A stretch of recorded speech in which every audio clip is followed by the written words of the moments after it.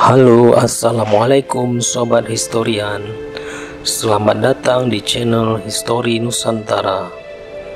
Hari ini kita akan membahas tentang misteri emas pada makam Raja-Raja Aceh, yaitu makam Kandang 12. Pastikan untuk menonton sampai selesai ya, agar kalian tidak salah paham dan mungkin belum pernah kalian ketahui. Mudah-mudahan bermanfaat.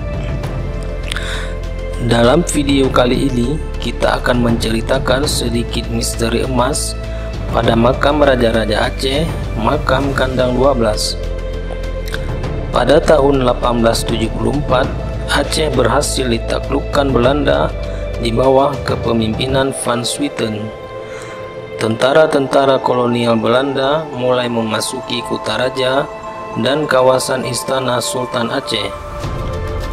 Saat tiba di sana, mereka terkejut karena menjumpai begitu banyak makam mewah keluarga kerajaan Aceh Darussalam yang telah memerintah Kesultanan Aceh Darussalam selama 350 tahun.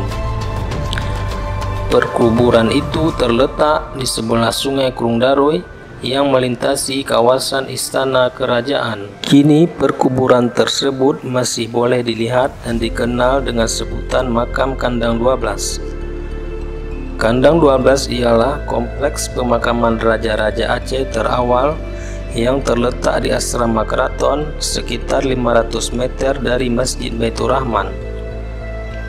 Kompleks makam tersebut merupakan yang terawal dari dinasti Raja-Raja yang pernah berkuasa di Aceh. Di sana terdapat 12 buah makam, salah satu di antaranya telah dikenal pasti sebagai makam Ali Mughayat Shah, bertarikh 1530 Masehi. Beliau merupakan sosok pertama yang mendirikan kerajaan Aceh Darussalam. Namun tidak banyak masyarakat Aceh yang mengetahui makam-makam ini. Padahal di sanalah bukti penting pendiri kerajaan Aceh Darussalam. Masyarakat Aceh cenderung tidak tertarik terhadap benda-benda mati peninggalan sejarah, apalagi nisan. Mereka menganggap nisan kuno ialah benda yang menakutkan. Di sana merupakan tempat bersarangnya hantu, sehingga jarang dikunjungi kecuali hanya makam-makam yang dianggap keramat. Makam-makam di komplek Kandang 12 tersusun sangat rapi sejajar dalam satu baris. Seluruhnya beratap luas dengan kerangka dari besi. Pemugaran ini baru dilakukan tahun 1978. Saat itu banyak sejarawan Aceh yang peduli terhadap benda-benda peninggalan sejarah. Pada tahun 1900-an, ada sebuah gambar yang diambil oleh tentara kolonial Belanda. Komplek makam ini terlihat tidak mempunyai atap, serta terdapat sebuah pohon besar di samping makam-makam tersebut. Kebanyakan makam di sini dalam keadaan cukup baik, kecuali hanya 2 buah yang sudah rusak dan hanya meninggalkan dasarnya. Bentuk nisan memiliki banyak persamaan, yaitu berbentuk persegi 4 sama sisi. Sebahagian nisan-nisan langsung tertanam di tanah, namun sebahagian lainnya terpasang pada jirat dengan menggunakan ukiran kaligrafi yang bernilai seni tinggi. Setiap nisan tingginya mencapai 1 meter dengan ukiran hiasan yang sangat menarik. Pada tahun 1874, seorang peneliti Eropa, Frederick Thier, memberikan keterangan bahwa nisan nomor 8 ialah Sultan Alauddin Riyad Shah. Nisan ini dilukis dengan menggunakan lapisan perunggu. Dari catatan tersebut, kemungkinan nisan nomor 8 bukan satu-satunya yang dilapisi dengan perunggu. Tapi hampir semua nisan ada lubang-lubang kecil yang boleh jadi digunakan sebagai tempat memasang logam perunggu atau tembaga. Banyak yang meyakini penjajah Belanda telah mencongkel serta mengambil perunggu tersebut.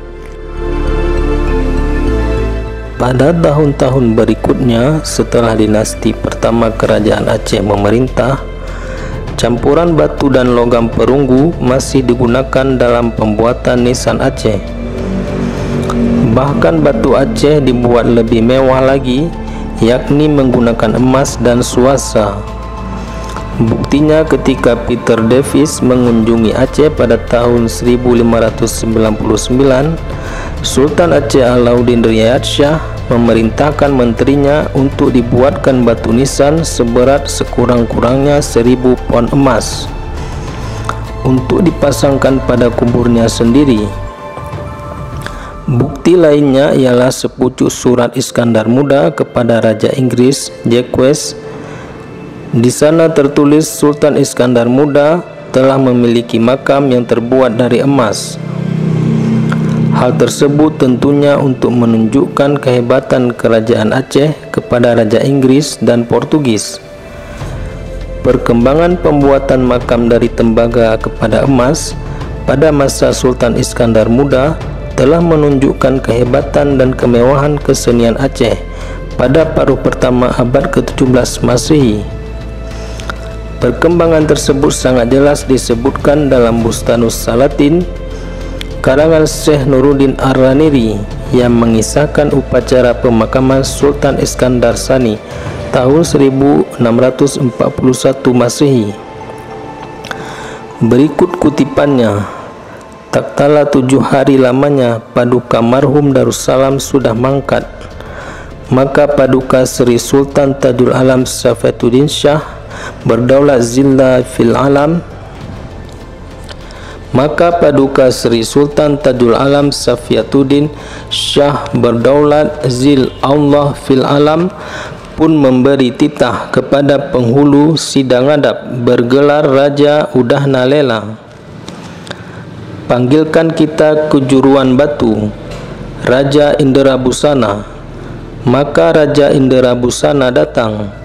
Maka sabda yang mulia, kamu perbuat daku Raja Nisan marhum Darussalam 7 persegi. Demikianlah diperbuatnya, bahwa kehendak hatiku yang belumlah diperbuat raja-raja yang terdahulu kala, maka diperbuatlah Raja Nisan itu dengan kesudahan pengetahuannya. Tiada lagi bersalahan seperti sabda yang mulia itu. Maka sabda hadarat yang mulia kepada kejuruan pandai emas dan kejuruan pandai suasa, kamu salup Raja Nisan itu dengan emas berpermata.